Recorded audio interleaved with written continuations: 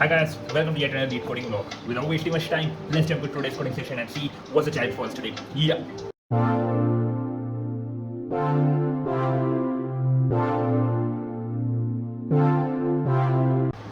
Hi guys, I'm back from my coding session. और जो आज का क्वेश्चन था वो तो काफ़ी इजी था. लाइक इजी टाइप का क्वेश्चन है, वैलिड पैरेंथेसिस. बेसिकली आपको एक स्ट्रिंग दी होगी जिसके अंदर 3 तरह के पैरेंथेसिस हैं, ओपन क्लोज क्लोज ओपन जैसे भी तरह के हैं. फर्स्ट सेकंड थर्ड तीनों तरह के ब्रैकेट अवेलेबल हैं और आपको पता करना है कि वो स्ट्रिंग वैलिड है कि नहीं. स्ट्रिंग वैलिड तभी होती है अगर जो ओपन ब्रैकेट जितने भी हैं वो सही सीक्वेंस में क्लोज हो रहे हैं, जितने भी ब्रैकेट्स हैं. लाइक लेट्स से ये ऐसे है, जैसे फर्स्ट में एक फर्स्ट पैरेंथेसिस, सेकंड में सेकंड पैरेंथेसिस, थर्ड में स्क्वायर ब्रैकेट है जो हमारा थर्ड ब्रैकेट जिसको बोलते हैं. तो इसका क्लोजिंग ऑर्डर भी वही होना चाहिए कि ये क्लोज जो हो रहा है वो भी क्या कहते हैं थर्ड ब्रैकेट से हो रहा है सबसे पहले, देन कर्ली ब्रेसेस, उसके बाद क्लोज फर्स्ट पैरेंथेसिस. ऐसा नहीं होना चाहिए कि आप क्या कहते हैं थर्ड ब्रैकेट है तो आप सेकंड ब्रैकेट से क्लोज करने की कोशिश कर रहे हैं तो ये वैलिड है, ये वैलिड नहीं है, ये इनवैलिड है, क्योंकि पहले आपका थर्ड ब्रैकेट बंद होना चाहिए. तो ठीक है, उम्मीद करता हूँ आपको ये क्वेश्चन समझ आ गया होगा. बहुत इजी क्वेश्चन है, कुछ करना नहीं है. So you can use lot of if else as well इस क्वेश्चन को करने के लिए. मैं जनरली हैश मैप यूज़ करना प्रेफर करता हूँ इसके लिए. तो मेरी ट्रिक सिंपल है कि आप एक हैश मैप बना लो ताले चाबी की तरह. तो कहने का मतलब ये है हर क्लोज ब्रैकेट के लिए उसकी ओपन की क्या है आपको वो पता होना चाहिए. यानी कि अगर ये क्लोज ब्रैकेट है उसका ओपन ये होता है, अगर सेकंड क्लोज ब्रैकेट है तो उसका ओपन ऐसे दिखेगा, अगर थर्ड क्लोज ब्रैकेट आता है तो उसका थर्ड क्या कहते हैं ओपन थर्ड ओपन ब्रैकेट होता है. तो ये मैंने मैपिंग कर ली है, क्रिएट कर लिया एक हैश मैप इस चीज़ का. एक स्टैक यूज़ करना है. Basically this question is basically of a stack. तो फाइनली कुछ डिफरेंट है लिंक लिस्ट से इतने दिनों बाद. आप अपने इसको आइटरेट करोगे, क्या कहते हैं जो आपको स्ट्रिंग दी गई है, आप चेक करोगे क्या अगर आपको कभी भी कोई भी क्लोजिंग ब्रैकेट मिलता है, अगर है ना, अगर आपको कोई भी क्लोजिंग ब्रैकेट मिलता है तो आपका स्टैक एम्प्टी नहीं होना चाहिए और आपके स्टैक के टॉप में उस हमेशा ओपनिंग वो मतलब क्या कहते हैं ओपनिंग ब्रैकेट मिलना चाहिए आपको वो वाला. करेक्ट, तभी आप समझ पाते हो कि क्या कहते हैं हाँ इसकी ऊपर ये है तभी वो क्लोज होने का मतलब आ रहा है. मैं इसको ड्राई रन जब करेंगे तब समझ आएगा.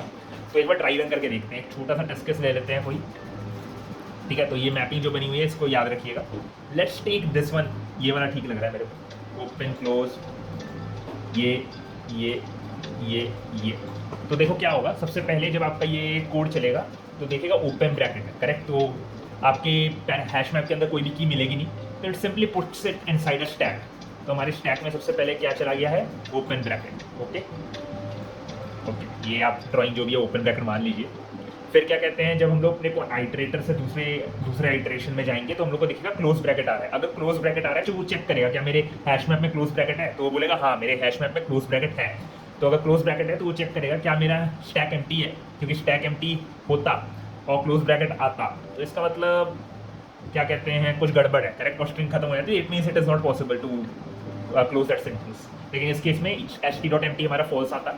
क्या हमारा जो पेरेंट्स ऑफ आई है यानी कि पेरेंट्स ऑफ करंट स्टैक, यानी कि हम लोग चेक कर रहे हैं क्या करंट क्लोजिंग ब्रैकेट की मैपिंग की जो वैल्यू क्या वो ओपनिंग ब्रैकेट से अलग है. अगर अलग है तो हम लोग रिटर्न फॉल्स करते हैं. यानी कि अगर ऐसा हो एक इनवैलिड टेस्ट केस जब लेंगे तब मालूम पड़ेगा हम लोग को कि क्या होता. लेकिन मैं बात कर रहा हूँ अगर इधर थर्ड ब्रैकेट होता, ठीक है मान लो थर्ड ब्रैकेट होता फर्स्ट पैरेंथेसिस की जगह, तो ये चेक करता कि क्या कहते हैं मेरे हैश मैप में, ठीक है, पेरेंट्स के फर्स्ट क्लोजिंग ब्रैकेट में is not equal to third का ओपनिंग ब्रैकेट. ये चेक होता है ना. तो प्रॉब्लम यहाँ पे ये है, ये चेक करता है एस ऑफ आई जो कि करंट है वो थर्ड क्लोजिंग ब्रैकेट आता और थर्ड क्लोजिंग ब्रैकेट के मुताबिक उसकी ओपनिंग हमारी ये मिलती, पर हमारे स्टैक के टॉप में एलिमेंट में अभी ये है. तो ये मैच नहीं करता क्योंकि हमारे स्टैक के अंदर फर्स्ट क्लोजिंग ब्रैकेट है, हमारा हैश मैप बोल रहा है कि थर्ड ओपनिंग ब्रैकेट मिलना चाहिए था, दैट डजंट मैच. तो वहाँ से रिटर्न फॉल्स हो जाता. लेकिन हमारे केस में ये फर्स्ट ब्रैकेट था. ठीक है, अगर फर्स्ट ब्रैकेट है तो क्या होगा हम लोग अपने स्टैक में से जो एंट्री है उसको डिलीट कर देंगे. तो finally this entry goes deleted और हमारा स्टैक एम्प्टी हो जाता है. कूल, क्योंकि वो वैलिड एंट्री थी. तो हमने अभी एक आइटरेटिंग पूरा कर लिया है और हम अभी तक वैलिड स्टेट्स ही मिली हैं.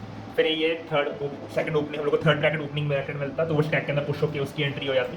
दोबारा क्लोजिंग ब्रैकेट मिलता है, हैश मैप चेक करता क्या अभी का क्लोजिंग ब्रैकेट की जो ओपनिंग है क्या वो सेम है मेरे हैश करंट वैल्यू के साथ, स्टैक की टॉप के साथ, दैट इज सेम. तो ये भी पॉप हो जाता. उसके बाद वही क्लोजिंग ब्रैकेट के साथ होता सेकंड के. तो उससे हमारी पूरी स्ट्रिंग लास्ट में स्टैक एम्प्टी हो जाता. पूरा स्टैक एम्प्टी है, हेंस इट इज ट्रू. अब यही अगर कोई इनवैलिड केस में लेते हैं, मान लो ये वाला ही, तो इसमें क्या होता? अरे let's take that example as well. क्या है, एक फर्स्ट पैरेंथेसिस और थर्ड क्लोजिंग ब्रैकेट। तो क्या होगा, फर्स्ट पैरेंथेसिस तो डायरेक्ट स्टैक के अंदर घुस जाएगा, कुछ करना नहीं है, तो वो हमने डाल दिया। और जैसे ही थर्ड क्लोजिंग ब्रैकेट मिलेगा तो वो हमें हैश मैप के अंदर एंट्री मिलती है। वो बोलता है, वो चेक करता है कि स्टैक एम्प्टी है, स्टैक एम्प्टी नहीं है। वो चेक करेगा कि क्या मेरे हैश मैप में अभी क्लोजिंग ब्रैकेट चल रहा है, करेक्ट, थर्ड ब्रैकेट क्लोजिंग।